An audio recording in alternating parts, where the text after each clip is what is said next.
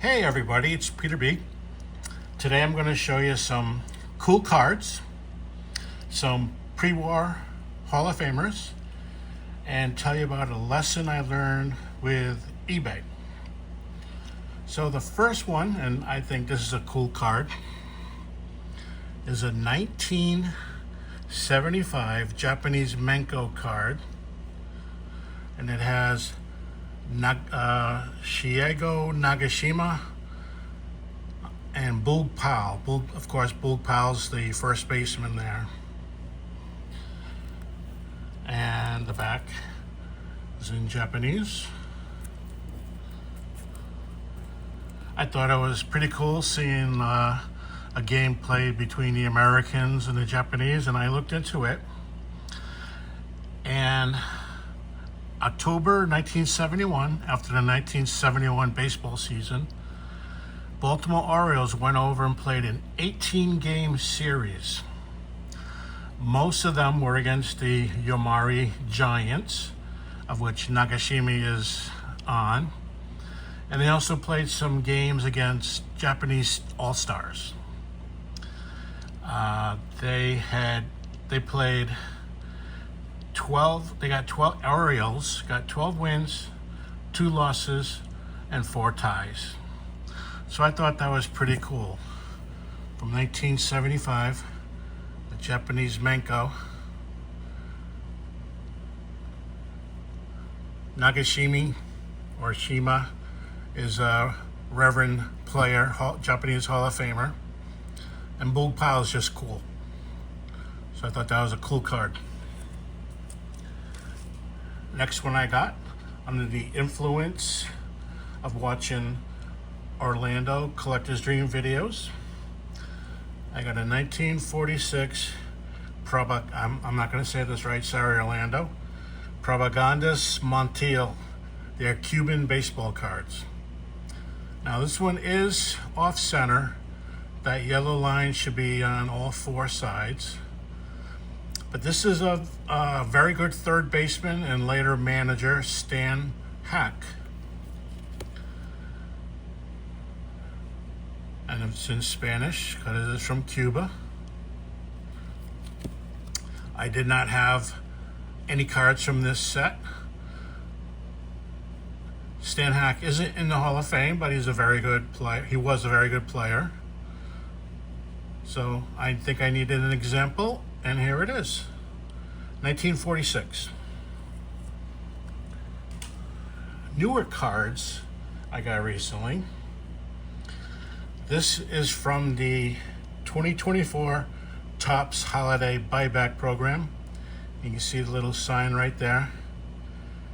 The card is from the 2019 Topps Perennial All-Star subset. And of course, that's Ted Williams. So this will go into my buyback Franken set. Nice card of Ted Williams. I got a Helmar art card. This is a brand new card to mimic Gaudi.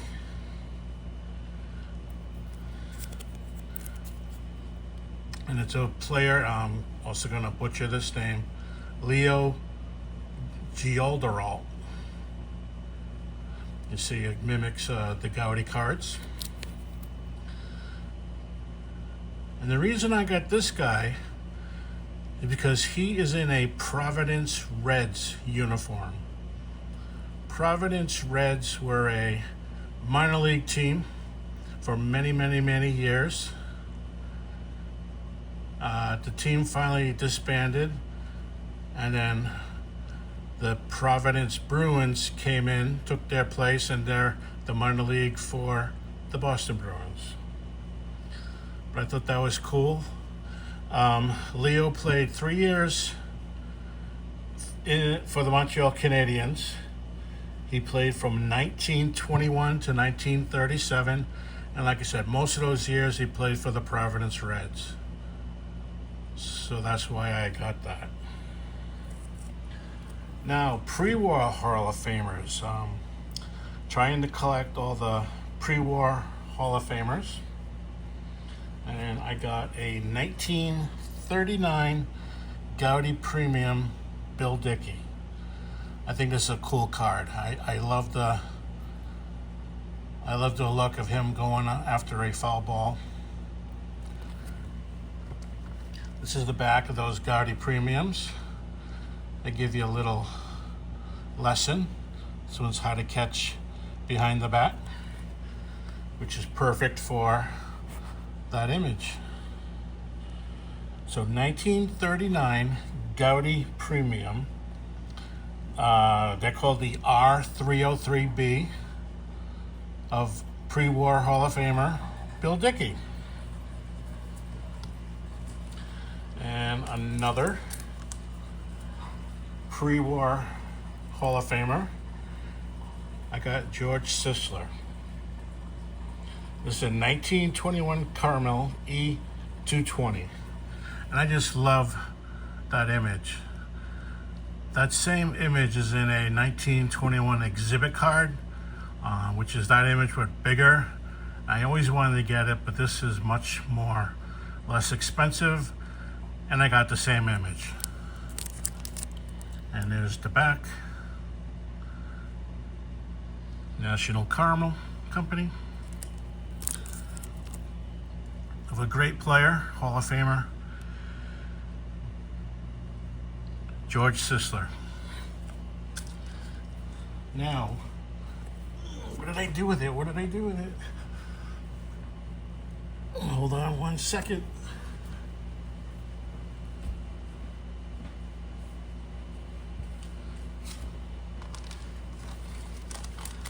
I also got a DeWitt's baseball guide from 1885.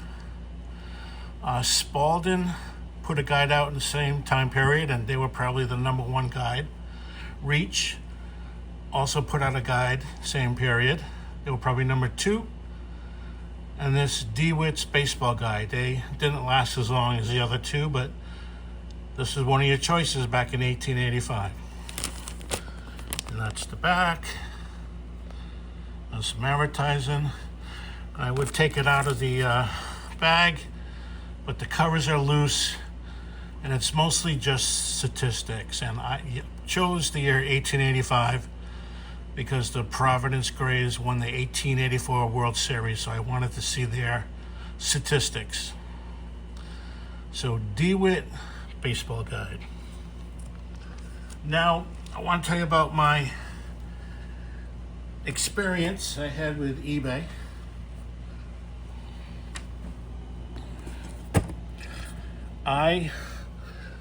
Sorry about the glare. I always wanted this image. It's called The Win and Run. How is it, umpire? It was published in the August 2nd, 1885 Harper's Weekly. And it's from a game that same day where the New York Giants defeated the Chicago White Stockings 1-0 on Buck Ewing's slide to home. So that is the win and run of that game. And you can see August 2nd, Harper's Weekly. Well, I had a bunch saved in my eBay watch list. And I got the message one day from one of them that the seller is offering a discount. And other people have been offered the same discount, so I jumped on it. It was a big price difference from what it originally was. And I bought it. And I was so excited. As soon as it came in the mail, I opened it right up and I did a video. And my friend Mookie Chilson made a comment. That's what it says, the win and run. But then it has this, an address with a zip code. Well, they didn't have zip codes back in 1885.